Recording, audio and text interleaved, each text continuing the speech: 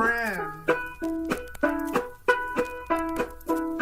And she my chimpanzee chauffeur, and she sure do get around.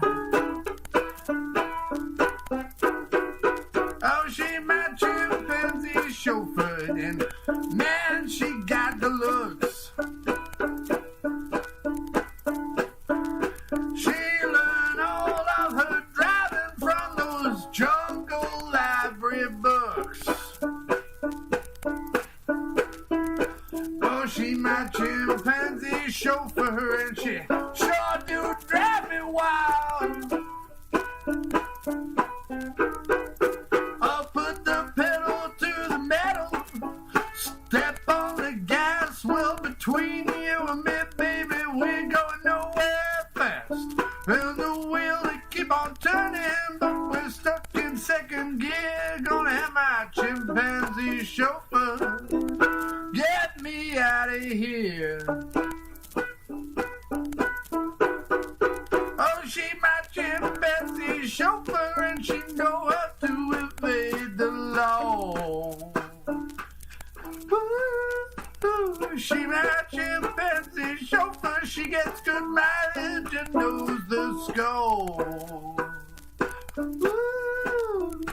Oh, she my chimpanzee chauffeur, and she sure can drive a stick. She my chimpanzee chauffeur, and she sure do get around. She my chimpanzee chauffeur, and she sure do drive me wild.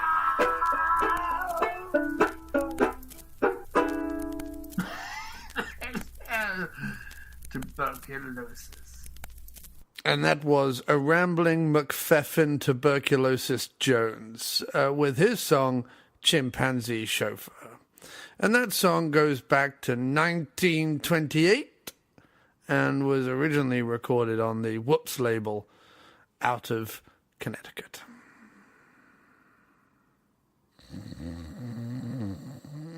I'm sorry, Marjorie. Anyway...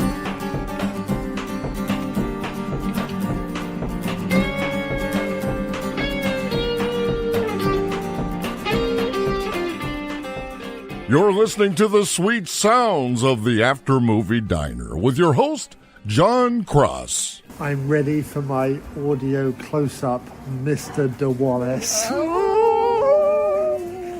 Hello? Shouldn't you move the phone closer to you then? Hello, I'm Norman Desmond. I'm Desmond Norman. Desmond Norman. And tonight, Norman Desmond and Desmond Norman will be discussing the film Norman, which is a film that we made back in 1950. No, it's not true at all. It'll be I wish we had, though. Sunset Boulevard, which we just watched Sunset Boulevard at the Roxy Tribeca. Yes, we did. And now we are here in the smooth jazz Muzak stylings of Tribeca Kitchen. Yes. And this was the first time you've seen this film? Yes, I have never seen Sunset Boulevard. And that's not to say that I'm some kind of Johnny cinema come lately Philistine who only watches movies with Vin Diesel in them. No, you went through a period of watching mad French films. I only watched French films for like a year. Like French films on VHS. Was, to be fair. So no, I have to paint the picture of people. So anyone listening to this who's from England and knows anything about the town of High Wycombe, which is really where culture and life goes to die. I don't think it ever goes there. It goes past it. It rolls down. On its way to die. On its way it ignores High Wycombe. No, on its way to die, bits of it like flake off, like gangrenous and leprous bits of it flake off and roll down the hill. More art and culture. Roll Even down the flaked, hill. Decayed pieces of art is more art than you'd find in High Wycombe. One afternoon in High Wycombe, of all godforsaken hellholes, Jim had me go to every single thrift store / charity shop, depending on what you want to call it, in you were ready to kill me. Being a really shitty little town, it had more than its fair share of charity shops. And when he first went, let's go video shopping, like around charity shops, I was like, it sounded great. Fun. Yeah, and then I realised he was only looking for mad French films. No, it could have been any... No, I'm telling you, I remember distinctly. It could have been any movie, but it had to be French. Yeah. It had to be French. Which shows what kind of pretentious waffle we were dealing with. To be fair, in my defence... Oh, right, now here comes the defence, ladies and gentlemen. In my defence... Roll up your sleeves for this one.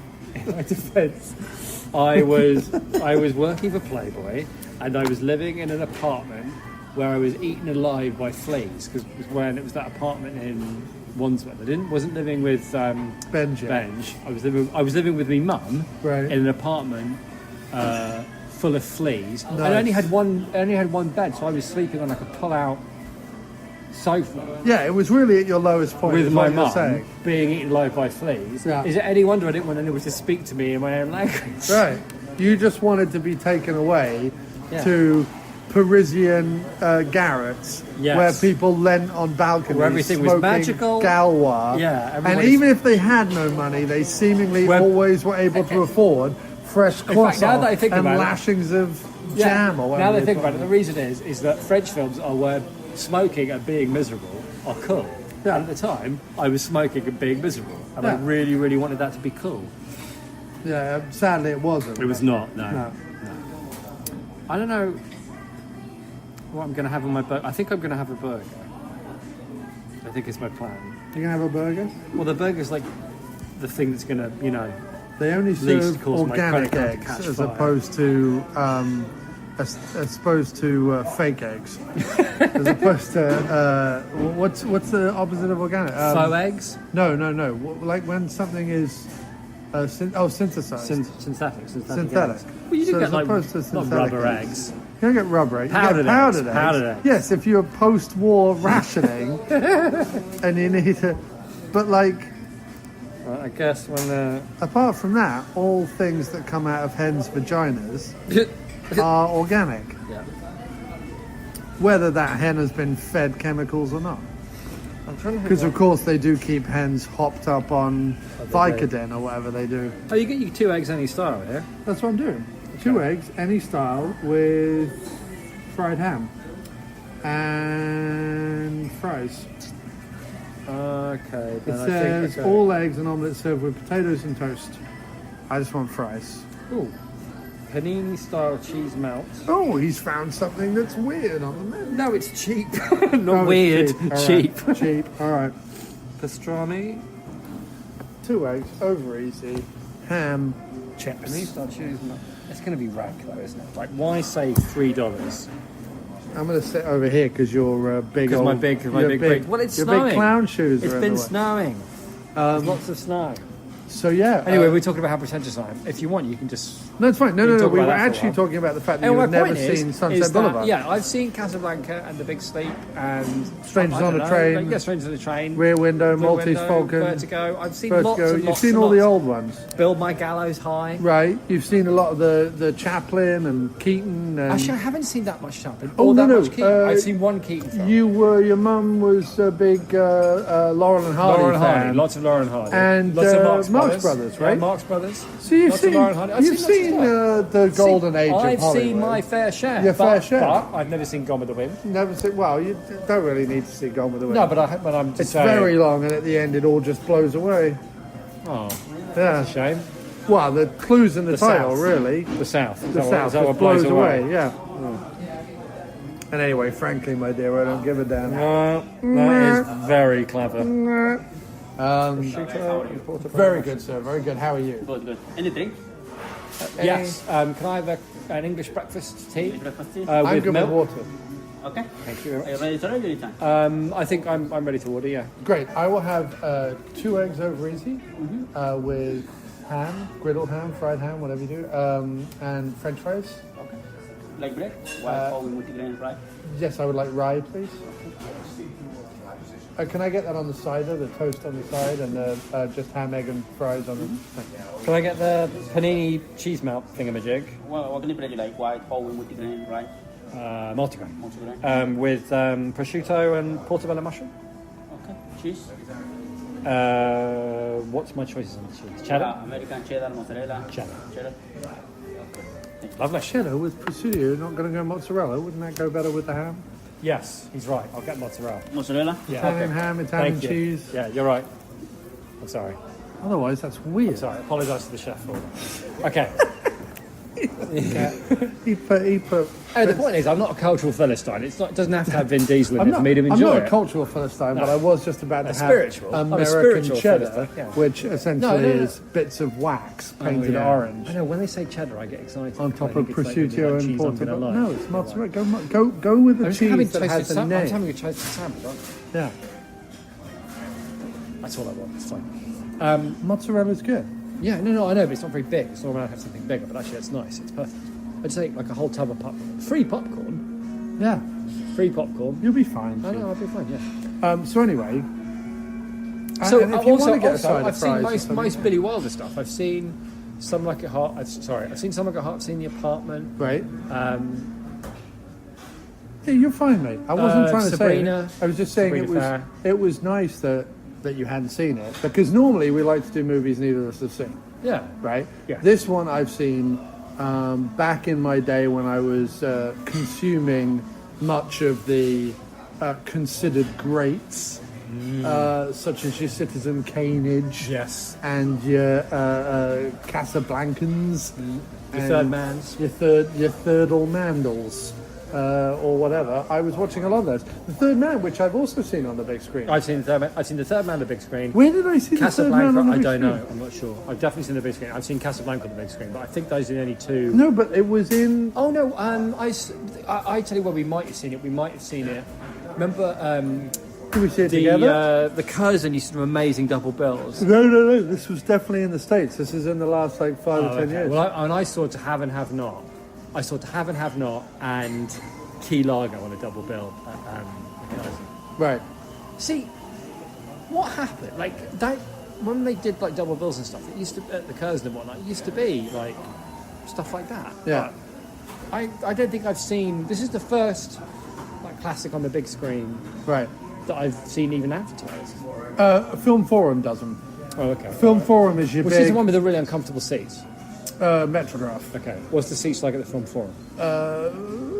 Between the ones we had tonight and the Metrograph, like somewhere in between, like not as comfortable as these, but not as Because those are only horrible. like they're just comfortable But the enough. Film Forum is being renovated. I'm so old. The Film Forum is being renovated. Oh, is it? But your Film Forum, if you want to see your film noirs, your 40s, your 50s, I do because there's a whole load I haven't seen. I'm sure there's like Film Forum does Bogarts series and of them. Mitchums and stuff that I haven't seen. Yeah. There's a whole slew of them out there. And what I like what this one to me, along with two other films, and weirdly enough, the other two are both Hitchcock films. But they have. So there's a thing. I'm going to back up a little slightly. Back up all you like, mate. There's a thing that Monty Python always talk about when it comes to their movies. The two main ones, Holy Grail and Life of Brian. And that is, whenever people used to make biblical epics or Arthurian epics or any kind of like Your Cecile B. DeMille. your Cecil B. DeMille pictures, people talk in this very, and Eddie Izzard does that bit about how do they know that the Romans talk in this very like deep voice like Peter Ustinov or James Mason. How do we not know they're like, hello, we're the Romans? And Palin always says about like the Python movies, he always says human beings have been human beings forever, whether they're speaking like oldie English or modern English or whatever, like they have the same worries, the same concerns, the same whatever. So there's something about, like, I feel like a lot of people go into Right, thank you very much. Cheers. Thanks. go or stay away from older Hollywood movies or black and white movies or early movies, whatever it is, because they have some feeling that it's going to be out of time. Like it's going to be something they can't get to grips with. It's going to be something that's unusual. It's going to be something that's, because a lot of those, like even Casablanca and stuff like that, like it has a patter to it. It's not like naturalized. And it's not particularly contemporary because they're like war movies or they're, historical dramas or whatever it is. This one, the portrayal of Bruno in Strangers on a Train and the Grace Kelly character in Rear Window, I always feel to be contemporary stories. Meaning that you could watch yes, Sunset Boulevard is incredibly well written in that like prime late 40s, early 50s Hollywood way of, you know, lines like where he's talking about the Rudy, the shoe shine guy, and he's like, Rudy doesn't need to know about your finances, he just takes a look at your heels or whatever. Like lines like that where you're just like, oh, give me more of those lines. They're amazing. And throughout the movie there's tons of those, but the situations he finds himself in and the like thriller aspect to it, the stakes and the idea. Yeah, because the stakes in like Casablanca are, it's about war and like who's going to beat the Nazis, and you know, I know that, you know, it's a human drama and whatnot, but I take your point that the stakes involved are relatable. But also I feel like the trappings of fame, the people who are over the hill, the trappings of money, all the stuff that he gets tied up in, like all that could be made today. Like this movie, I mean, it would never be written as well, but this movie could be made by like a Fincher or someone today, and be equally as relevant. Yeah, you know what I mean? You grab a over-the-hill star from the late 70s, early 80s, you set it today, so they've been rotting away in this big mansion for 30 years or whatever it is. You know, this to me, like Robert Altman's The Player, like it feels like part of that history of crime stories in LA, like the Hollywood Hills. Well, you could probably, I don't know, is Lauren Bacall still alive? No, dude, no. She was in movies as we were growing up, but no, she's not been around for a while. Okay. No, I guess she wouldn't be, would she? You could do it with a Jane Fonda or someone, or a Lily Tomlin. I'm only thinking of them because they do that Gracie and Frankie show, but like they seem very. Yeah, I just think like, so I guess you could do a gender swap, although then that would make the whole older man, younger woman thing not easy. So stick with the older woman thing, I guess. But I'm sorry, but I'm taking away from your point, which is a good one. Yeah, just that there are certain. If people out there, and I don't know in terms of the age groups and the likes and dislikes of the people who listen to the show, but if there's people out there who's like, oh, I don't necessarily want to go back and watch any like old black and white movies or old movies or whatever it is, because, you know, you're born at a certain time and I'm used to watching this stuff and I like contemporary ideas. Well, let me ask you a question. I'm just saying that what I'm always excited by when I go back to older movies is how all the same shit still applies. Now, okay, there isn't the swearing, there isn't the sex, there isn't the gratuity that you get with more contemporary movies, but in terms of the emotions and the storytelling and all the rest of it, like, a lot of them feature stuff that's very modern, I feel. And it's commenting about the same stuff that we're still talking about now. Yeah, that's why, and I wonder whether one of the reasons that we found it more relatable, right, is that growing up, you know, growing up on TV, black and white films were on all the time. Yeah. Do you know what I mean? Like, it was like, there was a big deal that The Third Man was on or Casablanca was on or whatever. Like, they were just on TV and they were around. So the notion of being entertained by like a black and white film was not like, you know, I know. Well, it's not only that, because it was just like they were just around. What's hilarious is when we used to have just the 4 channels, there still wasn't enough like TV being made or TV being imported to kind of take up all that time. So I remember like sitting in sick bay at Amesbury when I was sick and being in the nurses' quarters, and they have like the little wheel-in TVs that were about, you know, 8 inches across or whatever they were, like 10 inches across, these little black and white TVs. And maybe not movies or whatever, although there were certainly movies like Bringing Up Baby and other movies like that and black and white films, but like the Phil Silvers Show and like old I Love Lucy, Laurel and Hardy, like a lot of the old. That's what we watch, or stuff like that. Yeah, and it was on at like 3 p.m. because ITV was like, well, we could spend, you know, $25,000 making a room making a TV show in a shed. Now they could put movies on. They stick on Cheers or whatever the big sitcoms were like when we were that age. Right. That's the thing they're like filling up the schedule. But they're in colour and they've got like silly 70s hair and whatnot. Well, you realise stupid things like when we were growing up, the 50s were only 30 years away. Yeah. And now we're in the 2018s, the teens, and the 80s are now 30 years away. Yeah, you're right. Yeah. So like I say, my whole idea of, I don't know, taking someone who was big in the 80s, like an Ione Skye or someone who was like big in the 80s but has done nothing since. I know what you're saying. I'm just saying, it's not the time difference. While we feel the 80s are very contemporary, they're actually as historical as the 50s were. You're right. No, I take your point. were. Although I guess what's the most interesting thing about this particular, and why I think it's interesting, like this particular time period, is because there were these huge stars. But there's never been a time, I think, when there was just a mass clear out of stars, where all of a sudden, like overnight, everybody that was a movie star was irrelevant. Like, just like that. As soon as Talking Pictures came in, right? Unless you were a Chaplin or someone. Yeah, really You could like people. The clowning was still, but the idea of like being relatable to the audience, where they would have to hear you speak, right? And they either no, but he did voices, stuff like The Great Dictator and stuff that he was able to like find a niche to like continue on. But there weren't many who did. To take your point, but it's an interesting time and also clearly, like you were saying, like they used to pay them £18,000 a week tax free, like this time of huge amounts of money, like the fact that she can just. I mean, I was thinking about that today. In fact, what we were talking about before about how like Python needed to raise some. Monty Python needed to raise some money. Yeah. You know, and here's this woman who hasn't been in pictures for 20 years, who always has caviar and champagne, and clearly just pisses money away. You know, living in this massive house, and she must have been in pictures for. They said they found that she's like 50, right? She hasn't done anything for 20 years, so maybe she kept going till she was 30. She was in pictures for like 10 years. Yeah. 10 or 12 years. No, he discovered her when she was 16, 17. Yeah, so say 25 years. Yeah. But she bought real estate, she has oil, that's true, I guess. like there's some other stuff. But again, it's that idea of. But it's the sort of this wealth kind of we can't person, imagine. And that kind of fame we can't imagine. Right. Either, because again, presumably, even though.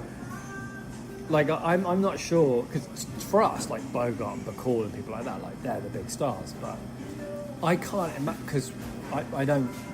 We're not even. We knew, like our parents were contemporary of the idea of Bogart and Bacall being stars. What I'm saying is, imagine how big. If pictures got big in the 20s, right, and everybody went and it was a huge deal, then these people like Valentino and Garbo and whatnot would have been like stars, like the first movie stars. Yeah. Like arguably maybe like the first stars, because the whole point about a star is you don't have to go to a place to see them. Like they come to you, so they're known by millions and millions and millions of people. Right. Well, the best way to put it is, and no one has any experience of that. Like whatever she went through, right, as an actress at that age, nobody had ever been through that. Right. Or anything even like I mean, unless you were in London or Paris or New York and were around the theatres, but never to that extent. You weren't being beamed into point is every... people from like little towns that she presumably came from, like come to and they're like, oh, we saw you on that. You know what I mean? It's like... Well, it was... What was fascinating about that time in Hollywood, and I can't profess to know much about it. Okay. Great, thank you very much. Oh, wow, look at that. Great chefs. Thank you, sir. Right. Oops. Thank you. Ketchup, great. Thank you. I can't profess to know lots about it, but it's sort of like the gold rush. It's sort of that thing where there aren't a lot of taxes, like you say. Money's flowing. Every picture is a hit because everyone is looking for pictures. So, and there's no requirement for like. You're not paying a huge crew. You're not paying a huge writer base. There's not producers. There's not like there's one lighting guy. There's one. There's not even sound guys.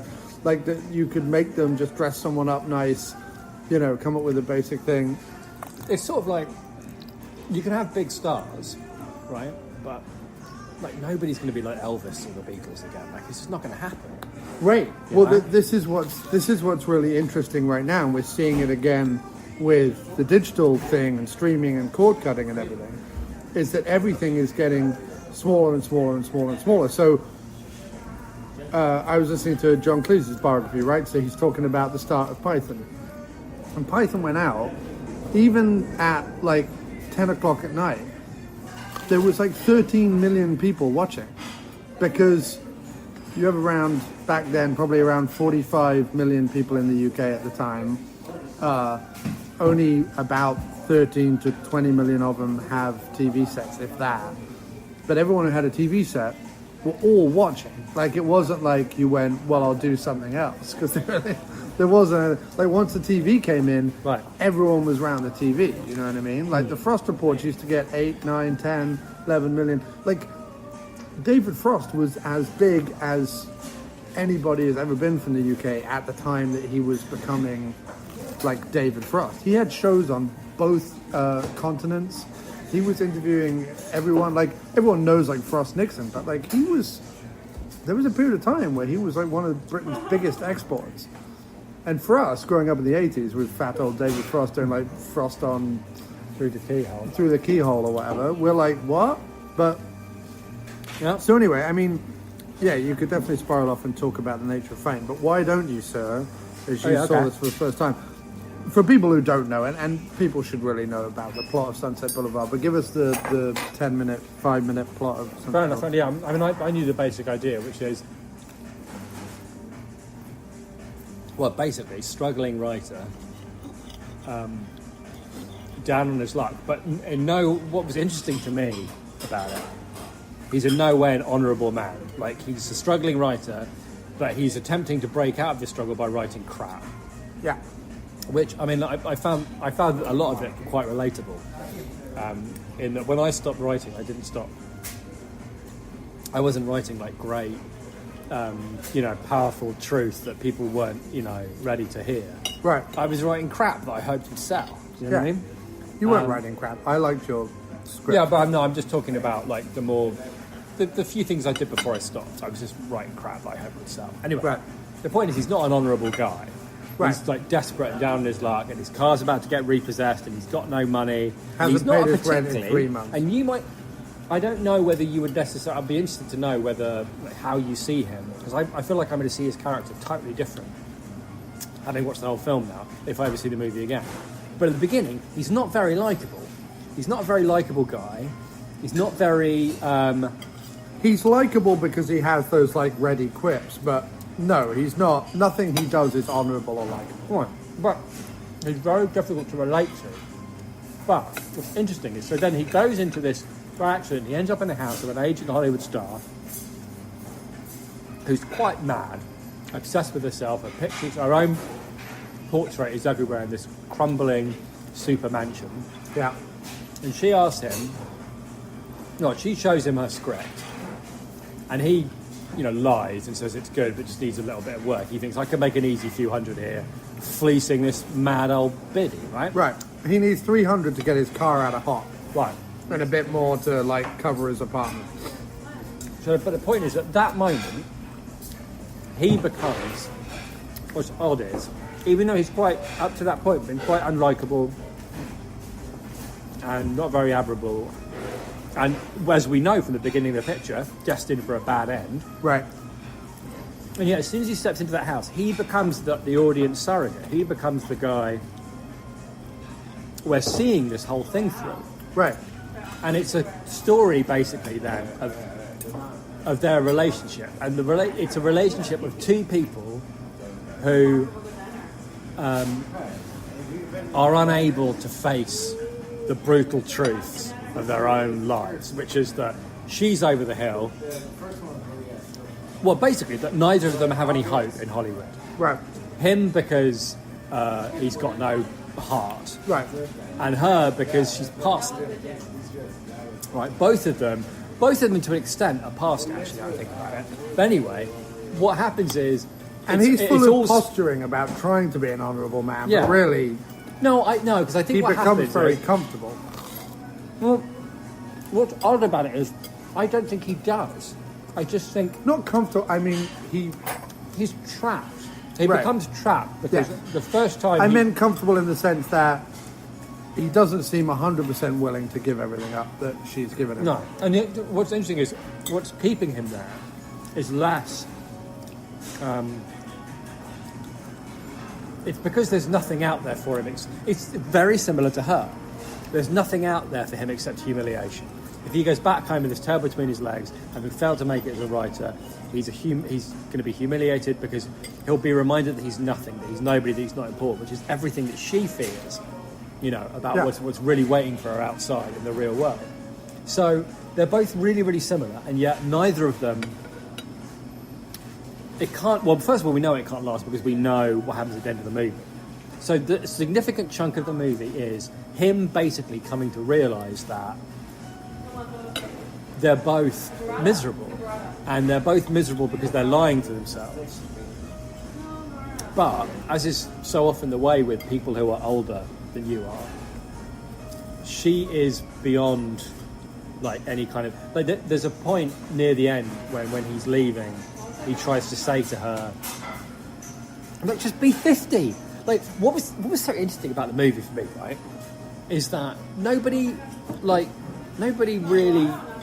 these characters don't have a neat, pat narrative journey where they're mean to start with and then they learn lessons and then they grow, or even just complicated, and what they learn is life is so complicated. She learns nothing. She doesn't change, and all that happens with him is he doesn't realise that you either choose to worship her like the director, right, or leave, right, or rather don't get involved. But as soon as you walk through the door, you either worship her or kill her. Those are the choices. Now that I think about it, that's what it is. As soon as he walks in the door, you either worship her or you kill her.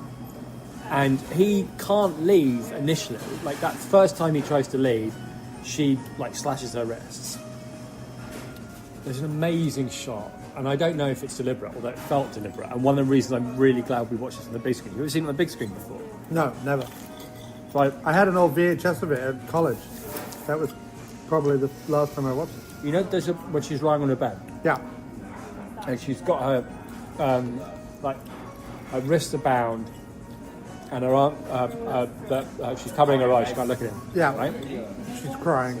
The way it's filmed, he's sat here, and there's a bit where he stands up, and I swore in the cinema somebody stood up in the cinema. The way it was filmed, I thought, I can't believe somebody's getting up at this point. So I thought, it's so dramatic, it's a great shot, and somebody's standing up. And it was him, it's Holden, standing up in the movie. And I thought, that's kind of got to be deliberate, surely. Because he stands up, basically out of the audience, what looks like the way it's framed, and then walks towards her on the bed. Right. Takes her arms out over her eyes and, says, Happy New Year. Okay, so either I guess I have to worship you or I'm going to kill you. But he literally, not literally, it felt like he stood up out of the audience and walked up to her to worship her, which is all she wants. Yeah. No, it's the only, I suppose the only good, quote unquote, good person in it is Betty, the reader / writer. But even she becomes enamored with another guy while her husband's off, or her future husband is off making a movie in Arizona. And even she says, I don't want to be a reader anymore. I want to be a... and I come from a Hollywood family. She got her nose fixed to try and be an actress, but she rejected. Right. So she's young, yeah, and she's spunky, so she bounced back from that. And now she wants to be a writer. She's going to work her way up. But the unspoken thing here is that's just as much of a delusion as anybody else is suffering. Yeah. She's wanting to throw her fiancé away on Holden. Just, old, withered, artistically withered. Uh-huh. No, but there is a feeling that both of them find some life in, he's sneaking out every night to go to the studio again. But he even says, I felt like a kid again, sneaking out to see gangster pictures. That's an illusion too. Oh, it's all an illusion. But he's reliving the times when he's finding life again. When he loved writing and there was hope. But he knows that's an illusion as well. That's why he doesn't.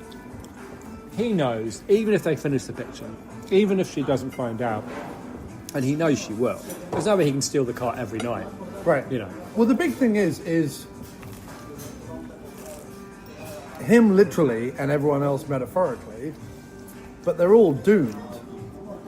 Yeah. That's the whole thing about it. Yes, there's illusion. Yes, there's commentary on once you're of a certain age.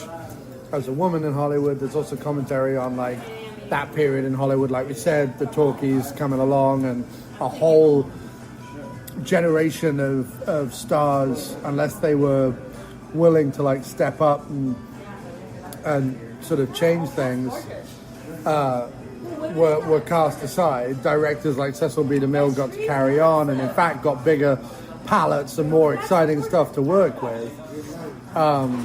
Whereas these other people got like cast to the side. Yeah, I mean, that's the interesting thing about him is right at the beginning he says, what I'm writing was either too original or it wasn't original enough. Yeah.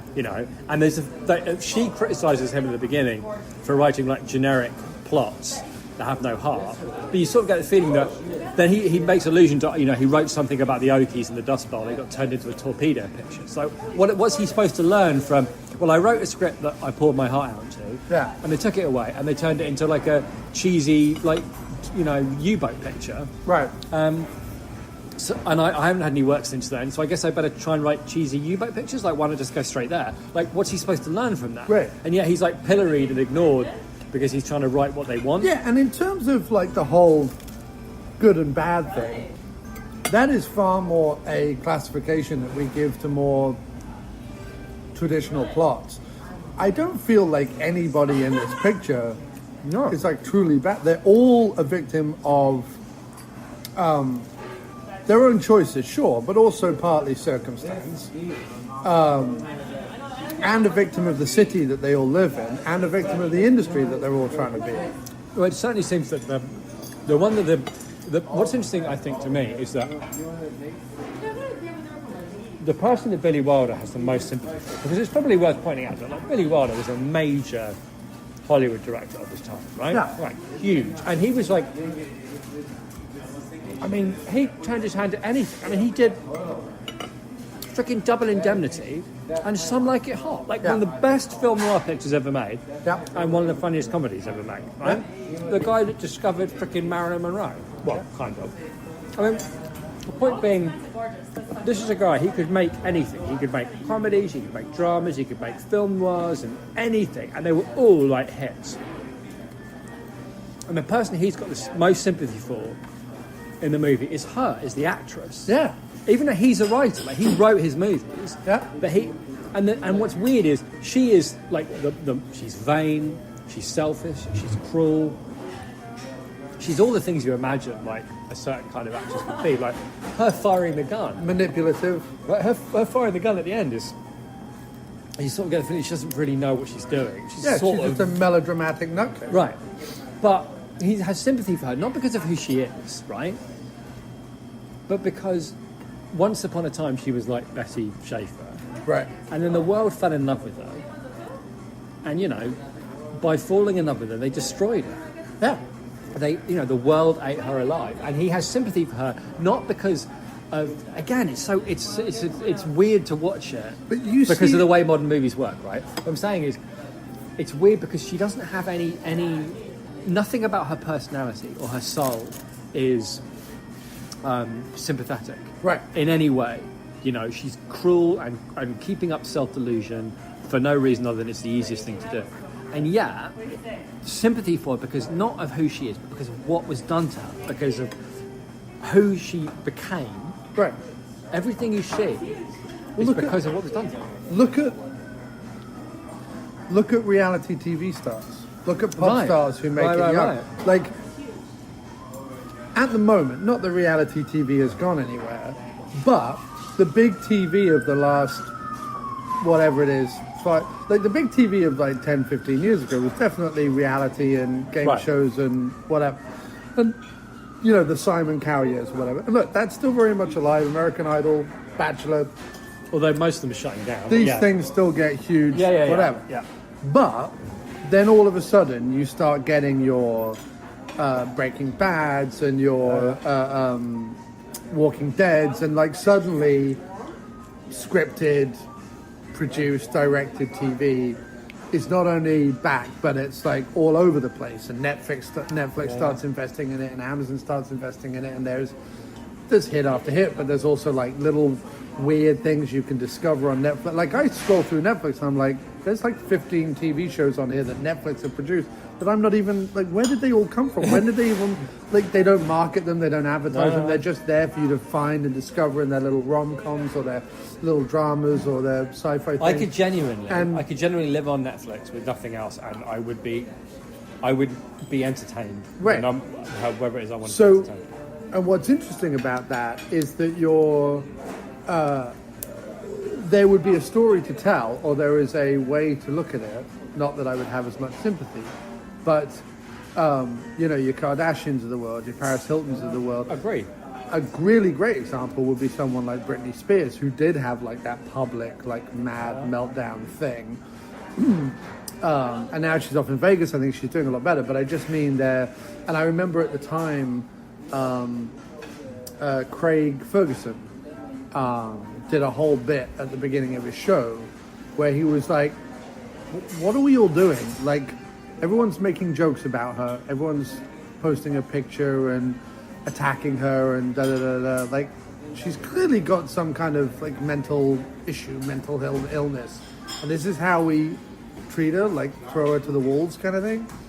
So like this story in terms of her expectation, Norma Desmond's expectation of Hollywood and Norma Desmond's expectation of fame, and Norma Desmond desperately trying to extend her life into something that she was used to when she was very, very young. I mean, like he said, I discovered her when she was 16, 17. She got fame very young, whatever it is. That hasn't gone away. That story is still with us. It's true, but again, what's interesting... In different forms. No, I agree, although I think what's interesting is... And maybe not to the same extent, not to the same wealth. The time is interesting because, like these days, I think it feels it's easier for stars or whatever to hold on to some element of glamour. You know what I mean? Some idea of it. Because I think nowadays you can get your perfume line, you can get your clothing but that's line, what I'm you saying. like diversify a bit. For her, she woke up one morning and that life was over. And it's an exaggerated thing. I'm sure that a lot of female actresses in Hollywood go through the thing where they're like, no one wants to take your calls anymore. Like, that must be a thing where they hit 35 or 40 and no one wants to know anymore. Right? I mean, unless you do. But that's what TV's see, around for. But that's why Netflix is like. Not only that, but that's why you see more and more actresses, your Sandra Bullock, your Reese Witherspoon, becoming producers and developing their own films, because they're like, we know we still have an audience, we know we still have our ability, we still. Let's do our own stuff. Like if Hollywood doesn't want us, there's enough avenues now where my name above the picture will get this thing made. And so, but you needed.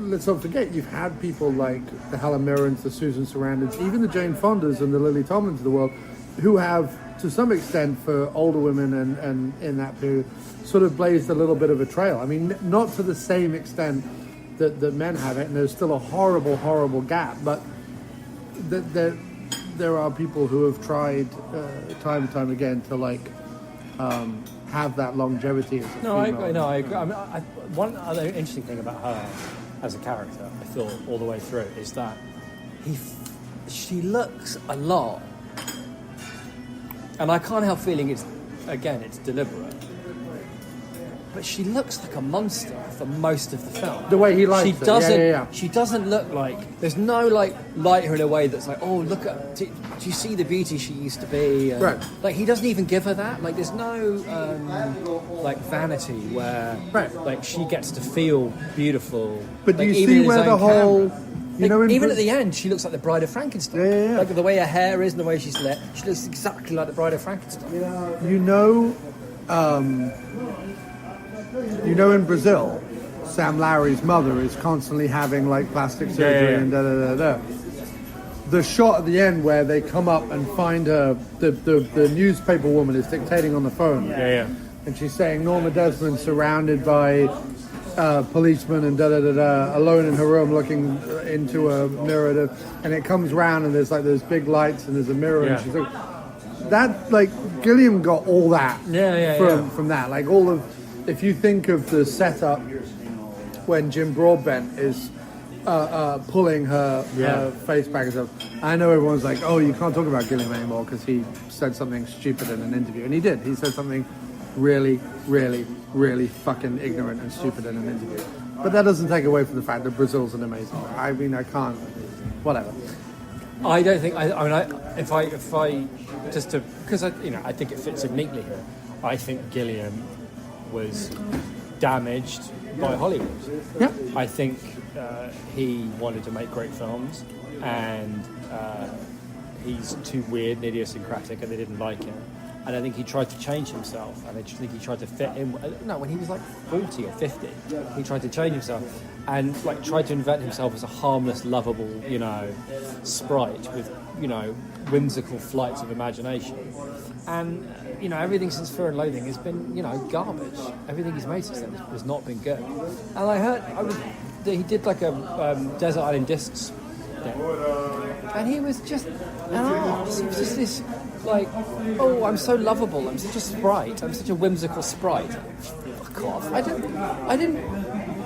don't like your stuff because it's like whimsical. I like your stuff because it's odd and dark. It comes from this weird place of visual imagination. I think he got destroyed by Hollywood, and I think he's found himself in a position of.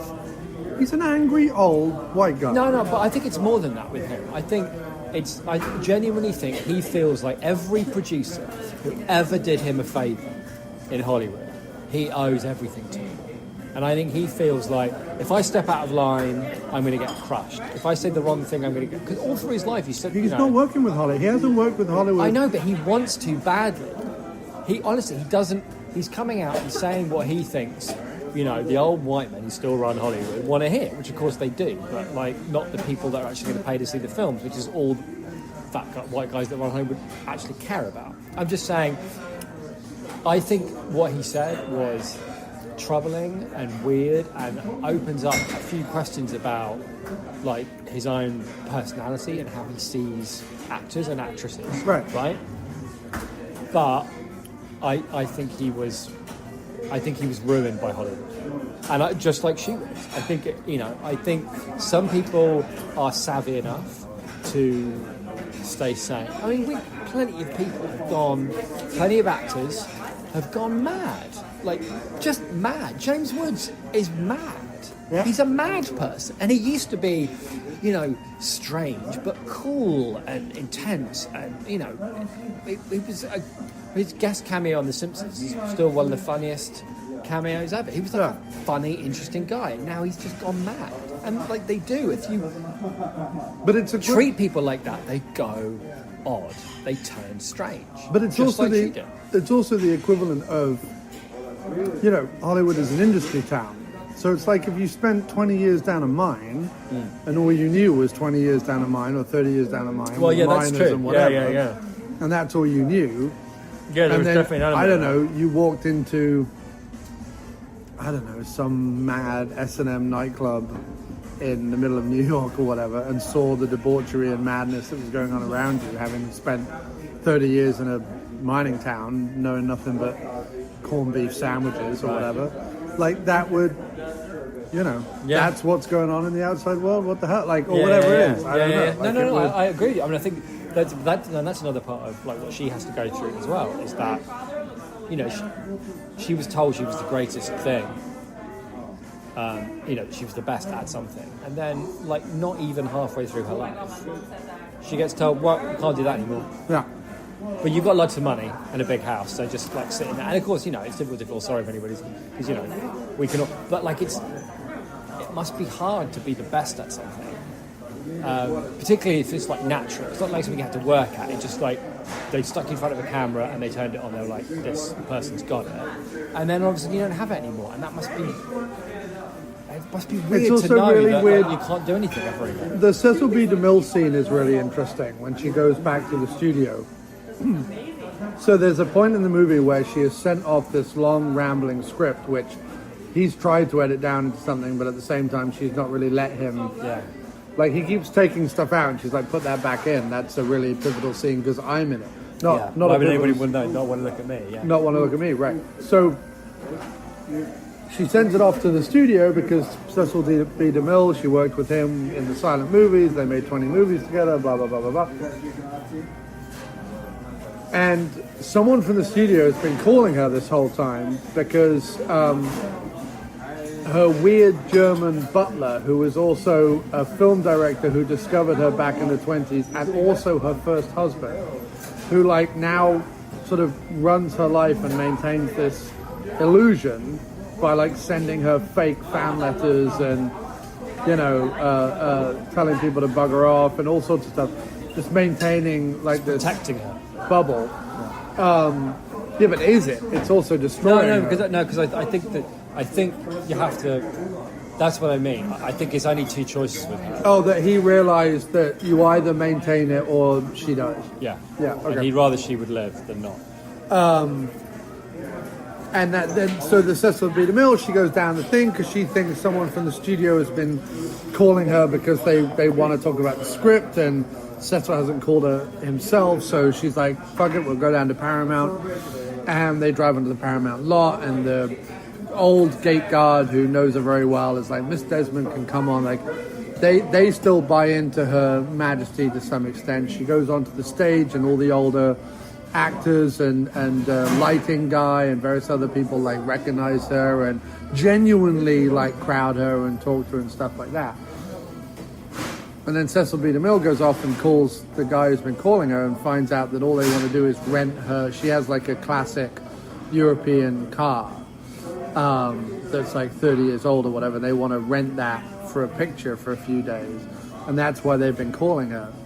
And he can't break the news to her about that, but sort of placates her, gets her off the soundstage, and then says, stop calling her about her car. I'll buy you a car. I'll get you a car. Like, leave her alone.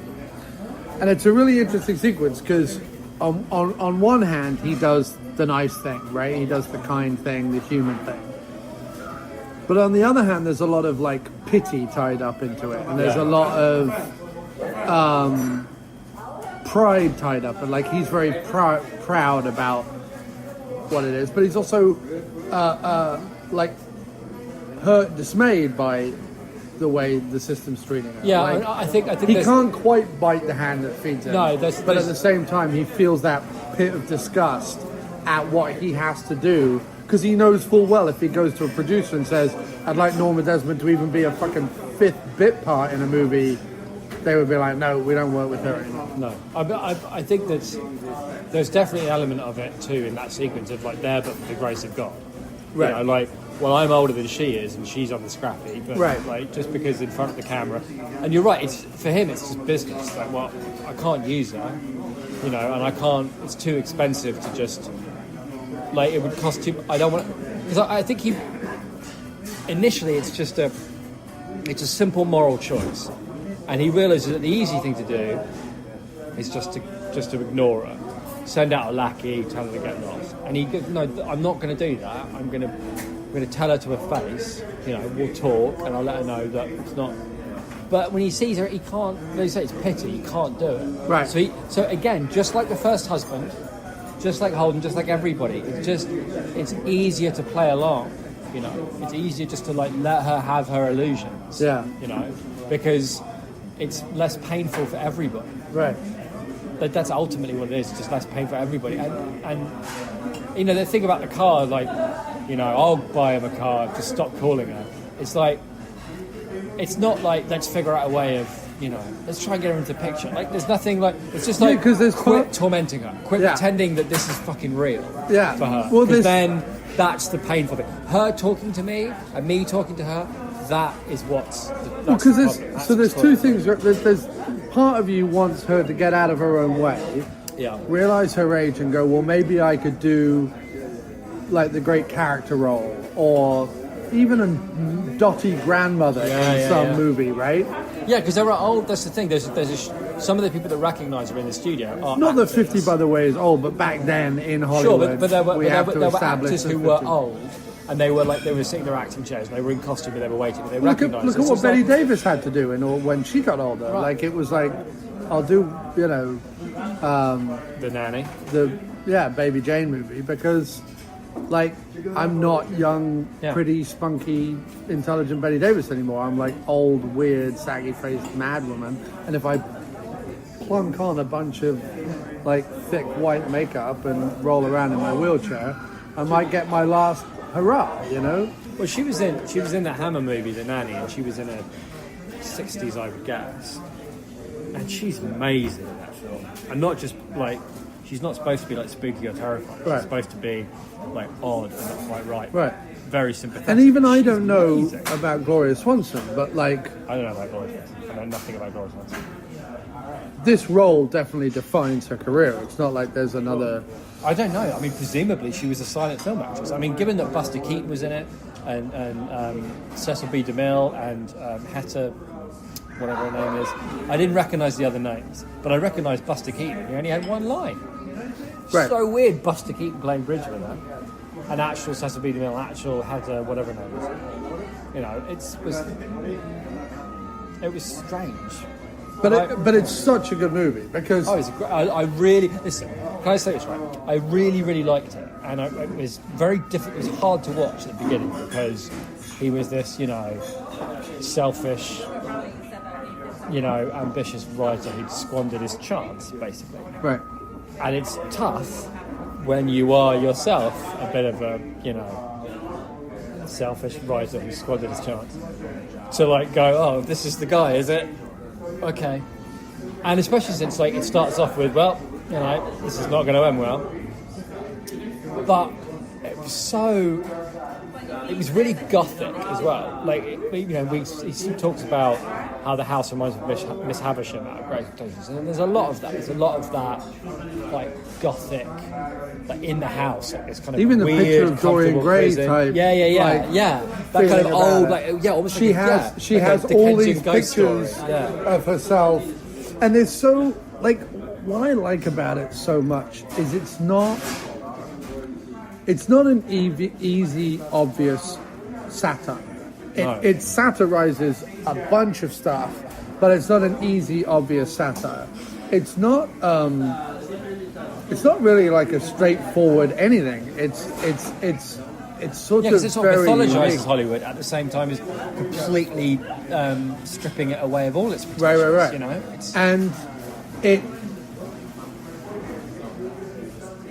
like you say, all of the characters are ambiguous in terms of like morals and wants and needs and everything else.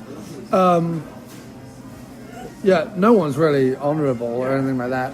It's not really a crime drama. It's not really a horror, but there are aspects of both those things yeah. in it.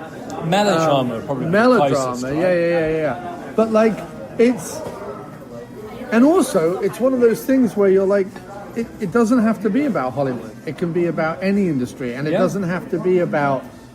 Although this film is very clearly about like an actress getting older and what age and femininity and so on means in Hollywood then and means in Hollywood now, sadly.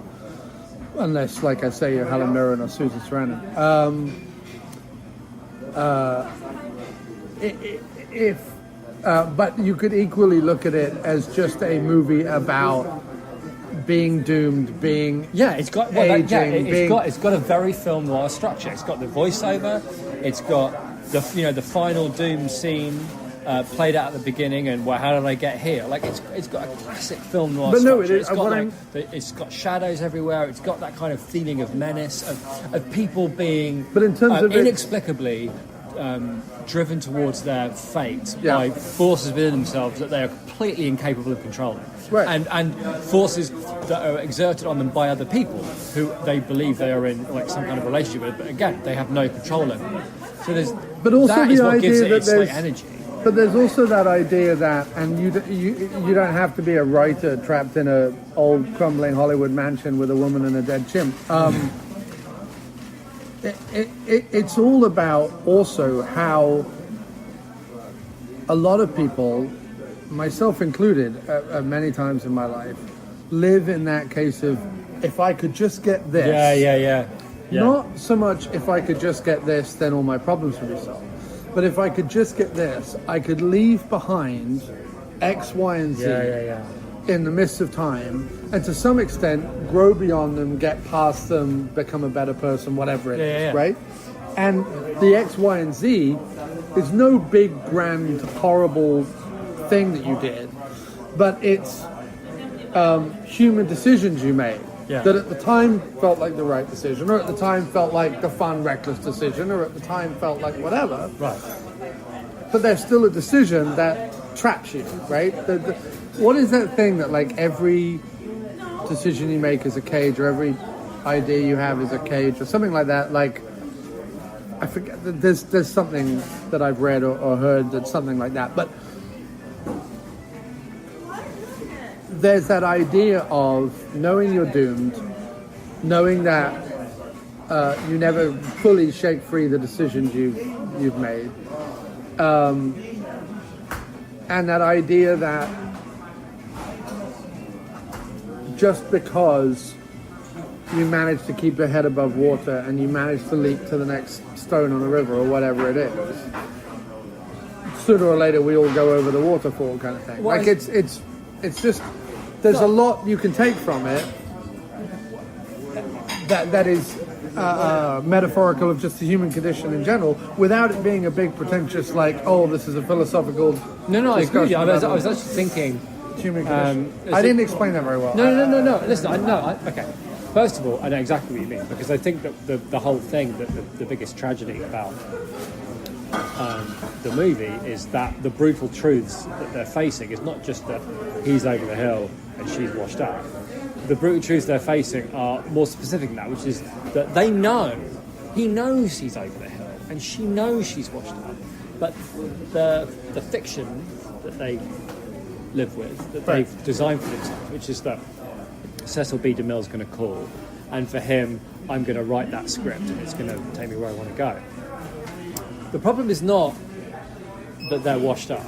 The problem is that the thing, like you're saying, that they're holding on to that is going to get them past that, that can leave that washed upness in the past and they can reinvent themselves as something new, is a lie. And is engulfing them. It's not that it's the worst pain they feel in the movie. It's not that they can't look at the truth. It's that they can't let go of the lie. Right. That's the problem. And but what's interesting about nobody is redeemed. No, but nobody gets their moment. So the film noir. So think about the film noir thing, right? About there's the voiceover and the way it begins with the end of the movie. But also, now that I think about it, there's a really interesting thing about most film noirs. Certainly, Double Indemnity is a good example. Right. Are man of grey moral character gets mixed up with femme fatale, usually ends up getting killed by it, right? Like that's a lot of film noirs follow that pattern, and they are in a doomed relationship, and usually it's involving crime or murder or whatever. But actually, sometimes they get the better of it. In Maltese Falcon, he gets the better of it. No, that's true. But the actual when you watch a lot of, not the big ones, but like the little kind of the film noirs that were churned out, they were a lot. Man of grey moral character meets femme fatale, doomed relationship, crime goes wrong, she usually ends up killing him, something like that, right? Or they die together, something. Right. But it's doomed, and it's usually some guy gets mixed up with a woman he shouldn't. And in a sense, that's what Sunset Boulevard is. In a sense, she is a femme fatale, in a weird way, and that's why it's sort of like a film noir, but also sort of like a melodrama, and also sort of like. I mean, there's what's weird about it is that there's kitchen sink elements to it. Like the film that she's picturing, like something real about a teacher and how hard it is. It's like, well, their little story, their little bit. You're talking about Betty Schaefer. Betty Schaefer, the young writer, and him. Their little bit is very like they work in a grimy little office and they're tapping around the typewriter and they're making coffee out of like it's like the opposite of glamour, and it feels real, and the decisions they're making, and the she's engaged but they have this thing and they're strolling around fakes. That feels like a whole different movie. Yeah, that's like a little real kitchen sink drama. There's like so many things going on, and they're all revolve around Hollywood, but also. They also revolve around like how real life is, even for people who work in Hollywood, even for when their life's work is making stuff up. Yeah. How real their own lives are, how painful, how much. If the okay, let me put it this way, right? In fact, the only time he actually shows any moral backbone, is with her, in the sense that. Yeah, but what I like about that is that doesn't last either. No, it doesn't last, but. It doesn't last because she then comes to him and goes, okay, I now have feelings for you. Like she's yeah, true. She's happy with the teasing up until that point. Yeah. And she would have kissed him on the street when they were out on the lot. But he says, no, like, step away, 2 feet away from me. Let's just write. Like, you know, shouldn't do it. Like, he is obviously feeling it. She's obviously feeling it. But at the same time, like, you know, he keeps saying that his friend, who she's engaged to, there is no better guy. Like, there is no nicer guy. There is no better guy. Like, he's well aware of his shortcomings. But he's probably also aware that makes him a little bit sexy. You know what I mean? Like, that makes him a little bit dangerous. But it's You guys are spitballing this out loud here. What's that? You're spitballing the like it's like a script. It's a movie, Sunset Boulevard. We just watched it.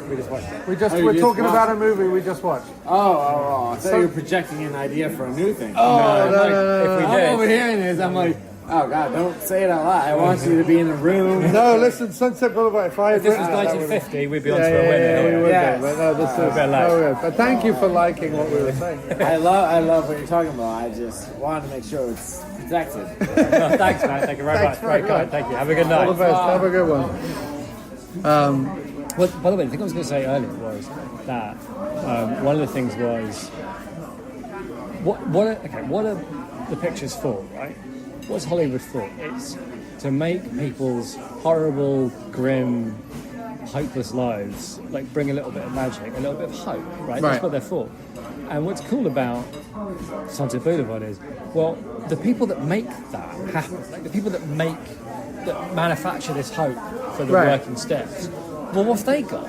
Right. Like, where's their little bit of magic? Because like their lives are building this stuff, and they've got broken marriages or like bruised egos or like what, you know what I mean? Like, it's like, it's what are the people that make the magic?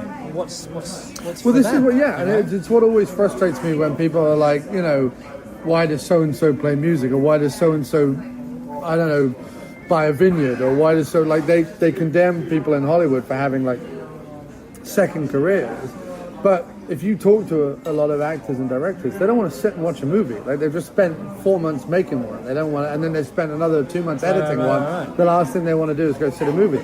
We all want to go sit and watch a movie because we haven't spent 6 months making one. So, of course, they're going to like be musicians or travel the world or everything was wonderful. Get the check? Yeah. Of course, they want to, I don't know, set up a vineyard or like Peter Weller, you know, study Italian art and learn different languages or whatever it is, like do a PhD and stuff. Like, of course they want to do all that because they don't have the movies. Yeah, that's the thing, isn't it? Like, one of the... We have the movies. Again, with the timing of Sunset Boulevard, is one of the things that's happened over the last 80 years, right, 90 years, has been that people go through this stuff, right? And so people go through it, like they're not popular anymore, or their films don't make money, or whatever.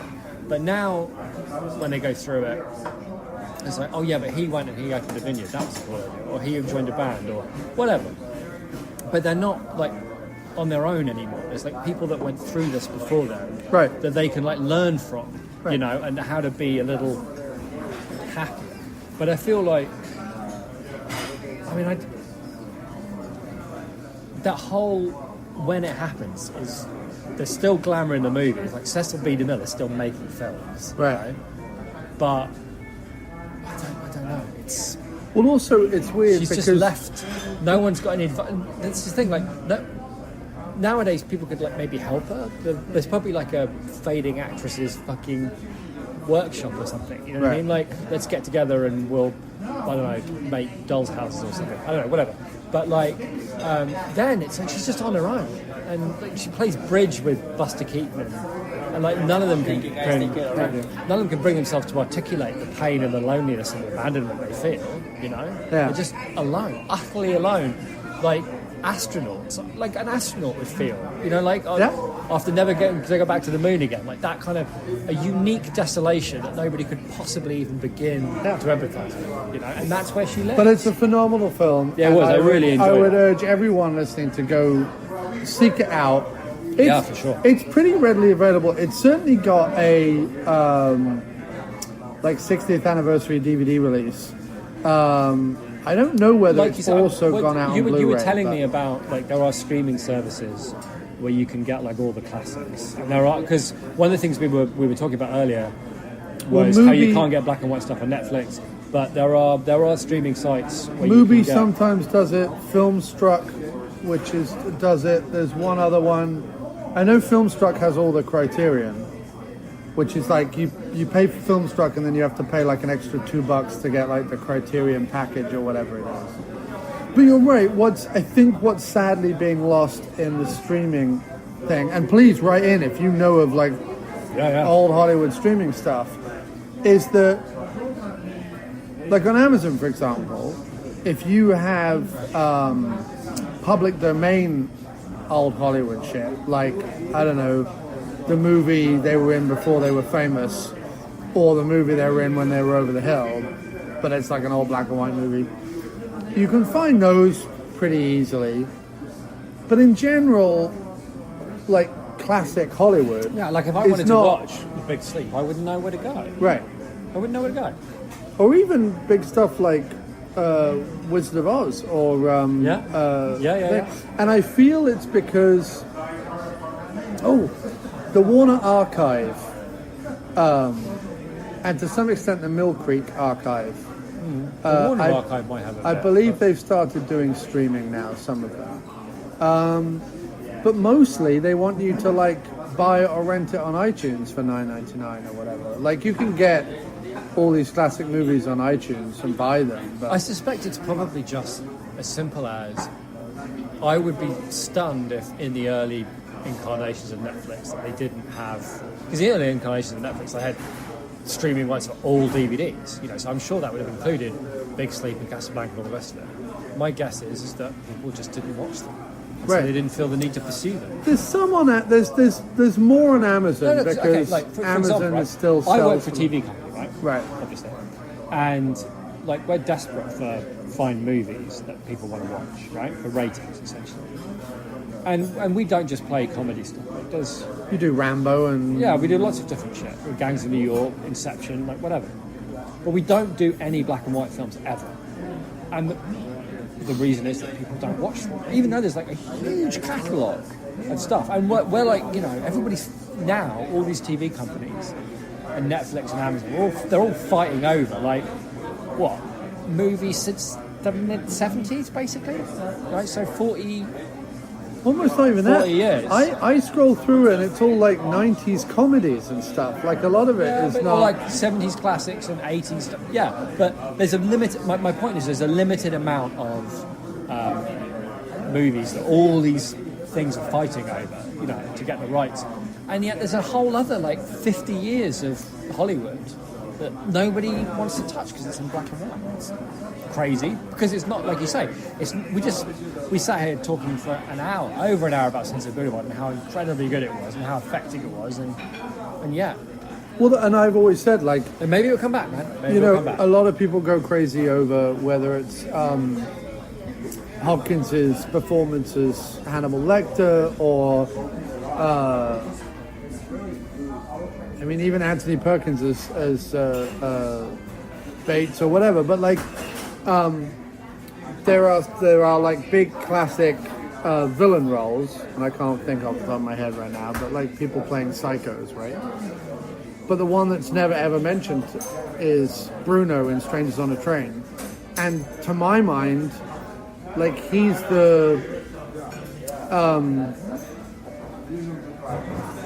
like the blueprint. He's like the first one out the gate. Like he's this weird artist who wears his dressing gown, who like lives with his mother, who has like a really weird abusive relationship with his father, who's like has all these like sad Machiavellian schemes. Like there's all this stuff going on with him, and that's why I say like go hunt this stuff out.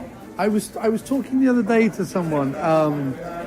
And I was saying, like, one of the first movies that really spoke to me, I guess, about like an interesting, diverse, almost feminist character is Grace Kelly in Rear Window. And they kind of looked at me like, they were like, what are you talking about? She's playing like a fashion model.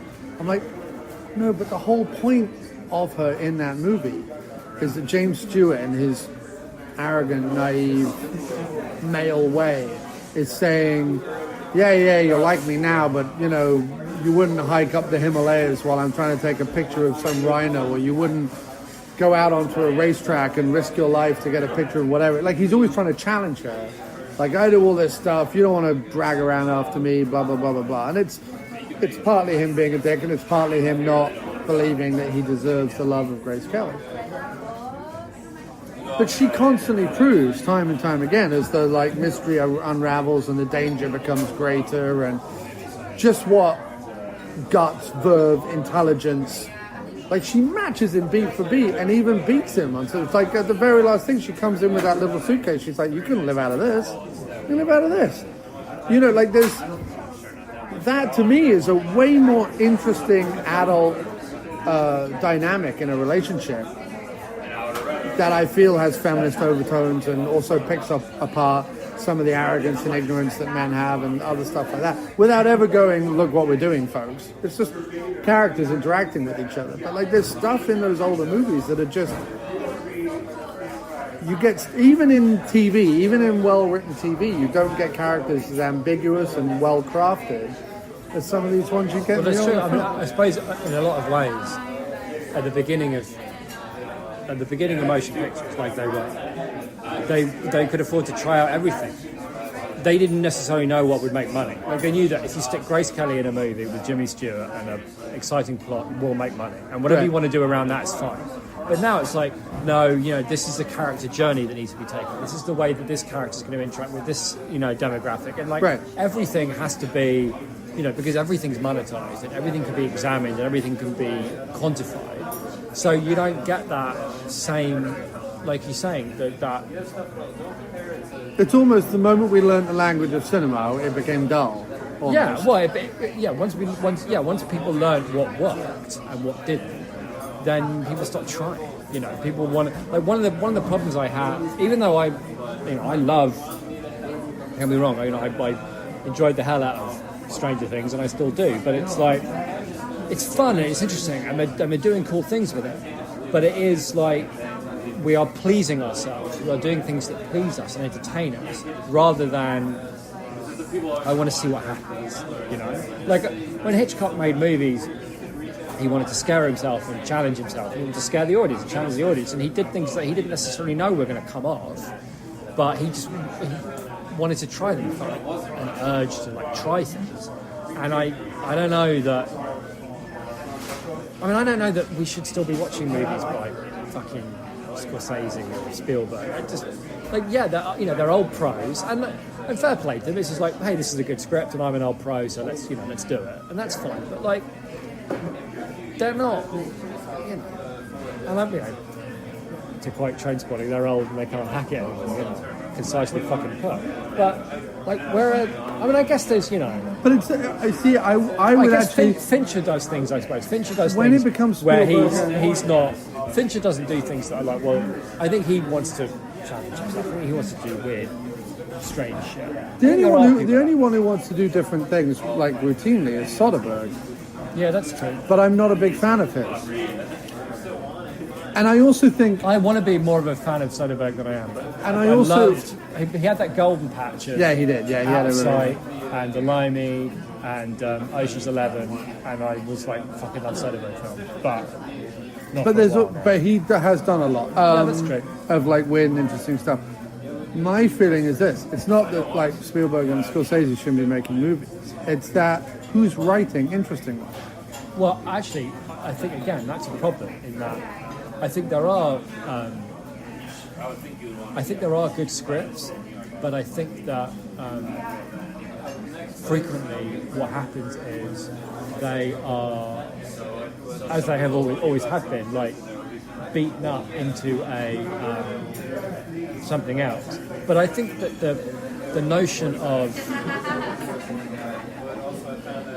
I don't know, I think it's similar to the direction thing. I think that with a script, again, it can almost be quantified. So this is the scene where this beat happens, and then this is where the character does that thing, and then, you know, this is the mid-break, whatever. And it's like, well, these things work, and this is a formula, and that's fine, and that's great. And sometimes, you know, formulas make great things. But And you know, Beethoven wrote to a formula, and Mozart wrote to a Right, formula. right, They right. wrote Yeah, to no, I formulas, get it. but I feel like people don't use Mozart used formulas in order to push himself, to stretch himself. Right. Whereas I feel like now people use formulas to write things as like that's it. It's the structure, and it's about living up to having it work. Having the structure work is the victory. Right. You know what I mean? Rather than using it to. But it's really funny that I sit here, like the movie that I watched, was it last night? Yeah, I think so, was The Florida Project. And the one I watched tonight was Sunset Boulevard.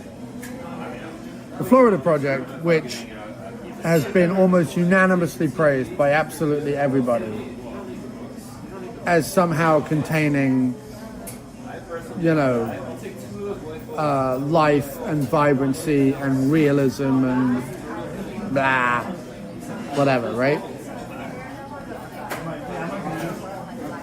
And, you know, reminding yourself of what it's like to be a child and But in terms of a script, and in terms of a point, and in terms of a plot, there was nothing. I mean, I'm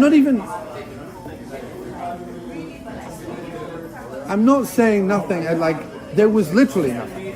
I think vast swathes of it, they literally put a camera on someone and was like, what would you do in this situation if you were this person? Just do that. And then Sunset Boulevard, and I got absolutely nothing from it whatsoever. Sunset Boulevard, on the other hand, it's written as damn near well as anything's ever been written. I mean, you could stand it up against Noel Coward or Pinter, whatever you want to, like, pick your Shakespeare, whatever it is. Like, it's because it has everything. It has the one-liners, it has the quips, it has the metaphors and all that stuff. But it also has this, like, rich, deep, weird, you know, story. And it has the satire, and it has the characters, and it has pathos and pity and empathy and gothic strangeness, and it's just like, and twists and turns, like, it just has everything. And I've seen it a whole bunch of times. Like, I've seen it a handful of times. And it's never not illuminating, and I can never not talk about it, and it never doesn't excite me. Like, it's always vibrant, interesting to me. And I think that's the problem, is that there's too much reliance on I agree.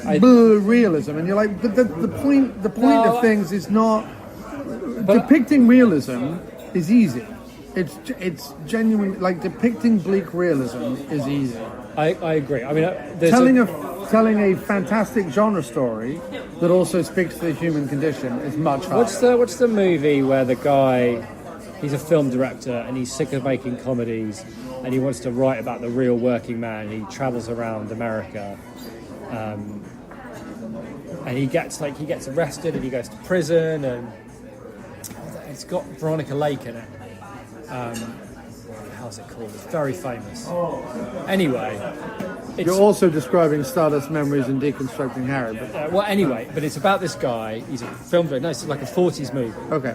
And he's sick of making, like, comedies, and he wants to make a film that really depicts the plight of the working man. And so he travels around America, meeting all these working men, and he goes to prison and whatnot. The film in question would be 1941's Sullivan's Travels, from director and writer Preston Sturges. And there's a bit, he's on a chain gang, and there's a bit, and he's sitting in this hall, and they're watching a movie, and they're watching some stupid comedy, and a guy falls over, and all the prisoners are laughing their heads off. And he realises that ordinary people don't want movies that, like, depict their own lives back. They want silliness and laughter and to escape and magic, and, you know, and I should remember the name of the film. It was really good. It was a really good movie. But it was like, that's the best argument. That movie's the best argument against, like, self-indulgent realism. And I've always felt that about most stuff like that. Now, not all of it, because some of it is, like, in the same way that Wilder uses like a film noir structure and tropes to tell a different story, and like using that structure to like reach for something great. I've read and seen things that use like a gritty realism and that structure to reach for something greater and like hit it. Like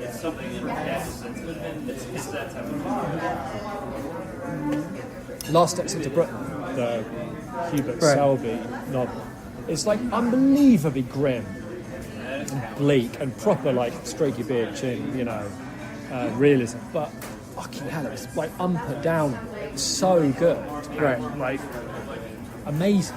And it was again just using that stuff to reach for something more, not just like wallowing in like, oh, how real is it? Just as much as like wallowing in how silly something is. It's like, or wallowing in film noir. It's like, yeah, you could do that, and that would be fine. But you're not using that to try and reach for something that you don't even know necessarily what it is. You know? Like I feel like with a lot of art, like really great works of art, film, novels, whatever, if you know what you want to say before you've even sat down, then I don't know if you're ever going to really create anything great. Because anytime anybody knows what they want to tell you, like they really know, it doesn't. There's connection. I don't want to get too much into it because I'm going to be talking to my friend David about it at the weekend. But why? What are you doing? Black Panther, I went and saw finally. And in terms of a pretty average but fun Marvel movie, that true strength is actually in everything it's saying. Rather than the story that it's telling, it's everything it's saying. But the way it weaves it into a story that is also like perfectly enjoyable and passable or whatever,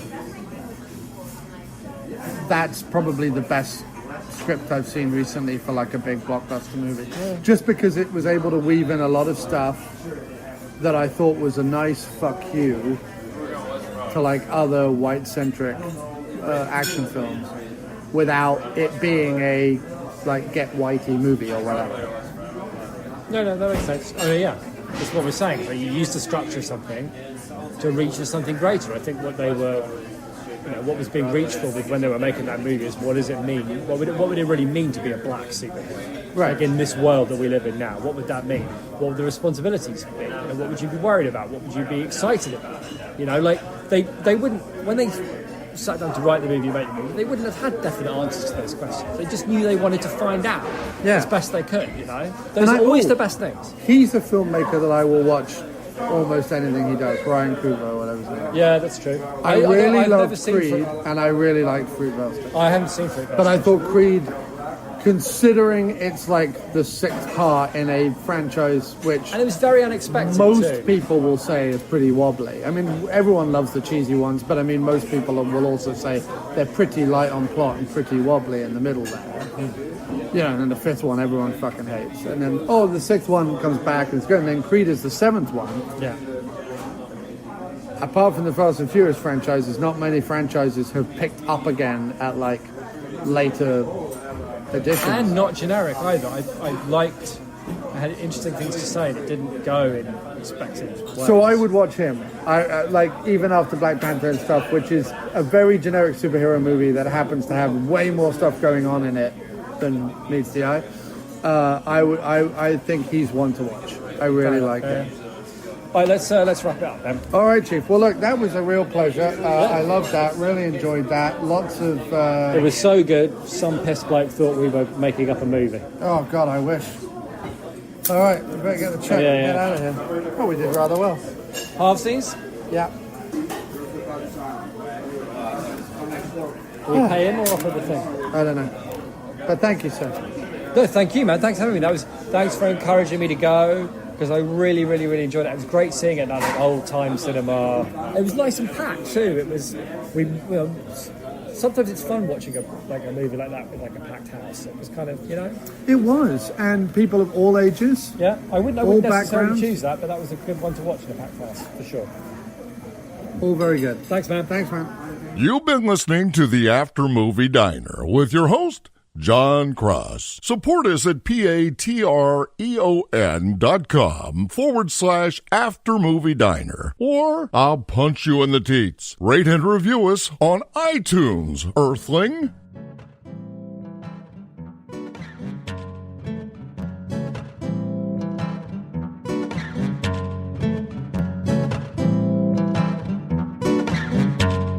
Well, back in 2011, I find a movie going to see. A film by Jim Jarmusch starring Iggy Pop and me. But when the show was over, I'd nowhere to go, so I'd end up in a bar, sipping my bourbon and feeling low. One night, this wild-looking guy called Frank came over and asked me why I looked so sad as I drank. I told him about my post-movie blues, and then I saw the light in his glass eyes. He told me to go to the after-movie diner.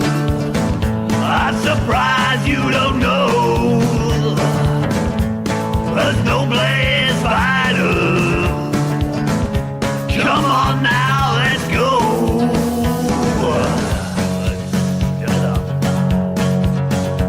Well, Mr. John Cross, well, he's a man. He's a man with a beard and a man with a plan. Yeah, yes. With Jim and John and Madam Mark, tune in to French Cobbler to start.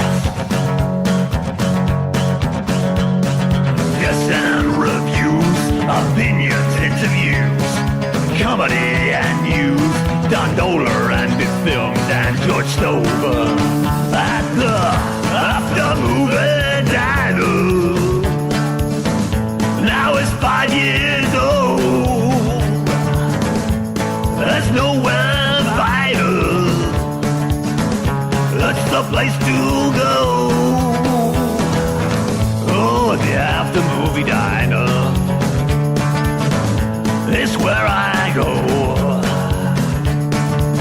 Oh, that after-movie diner. It's one hell of a show. I just killed that rattlesnake with a skillet pan and put him in the Jim's new hat.